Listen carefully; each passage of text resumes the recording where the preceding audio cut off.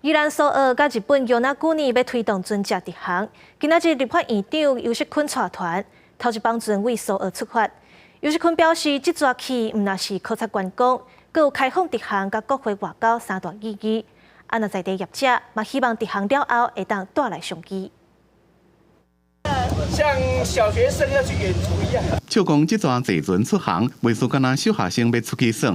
立法院长尤锡坤积极伫咧送宜兰苏澳到日本五立国岛船的直航，随时伫苏澳首航。港宜兰县长林志标，也个交通部观光局长最近给予船顶真欢喜甲华顶的民众下手。伊讲这桩有观光大线、直航破冰、甲国会外交三大意义。所以我们今天等于是一种观光踩线 之旅，就是说希望能够促进观光，同时也是直航的破冰之旅。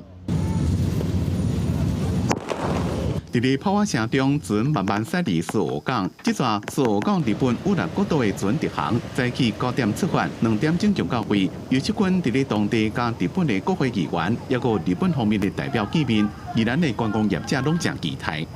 日本现在本岛的百姓很多人尚未到那国岛，这样是不是因为借由他们要去那国岛，再转而进来台湾，就是我们这次的商机所在？以前要去到与那国岛，要从这边，现在了，就算现在要飞到琉球，然后再飞到那个石原再飞到与那国，你看绕一圈这么大一圈。五立国岛是日本上西边的小岛，是日本的沖縄县，面积29平方公里，人口只敢若1700人，离台湾差不多111公里。不过，若是要去，就要转机转几落遍，连日本人要去也真无方便。苏澳到五立国岛的船直航，是不是让顺利推展开票甲接的船帮，创造观光的商机？大日双方拢真期待。